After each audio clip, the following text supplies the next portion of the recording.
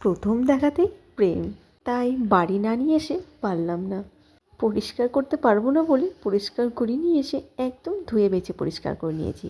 ভালোবাসার জিনিসটা ভালোবেসে বানাবো তো, তাই একটু লবণ হলুদ মাখিয়ে রাখলাম। এবার সর্ষে তেলটাকে ভালো করে গরম করে ওই যে ভালোবাসার জিনিসগুলো সুন্দর করে সাজিয়ে দিয়েছি। হালকা করে একটু লাল হয়ে এলে এপিট ওপিট উল্টে পাল্টে উঠিয়ে রাখলাম। ভালোবাসার জিনিসটা যেন খুব বেশি ক্ষয়ে না যায় সেটাও কিন্তু খেয়াল রাখতে হবে। দেখো ভালোবাসায় কেমন লাল হয়ে আছে।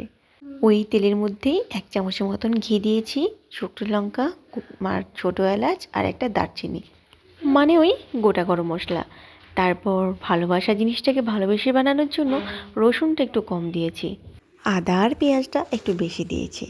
তারপর কিছু বেসিক মশলা, পরিমাণ মতন হলুদের গুঁড়ো, জিরে গুঁড়ো, ধনে গুঁড়ো আর কাশ্মীর লঙ্কার গুঁড়ো বেশ ভালো করে কষে নেওয়ার পর দিয়ে দিচ্ছি টমেটো পিউরি।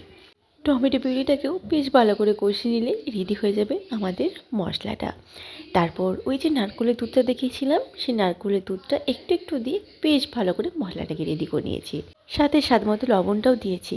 আর গ্রেভিটা যদি আরও একটু পাতলা করার মন চায় তাহলে আমার মতো ওইভাবে নারকেলের জলটাও রেখে দিতে পারো।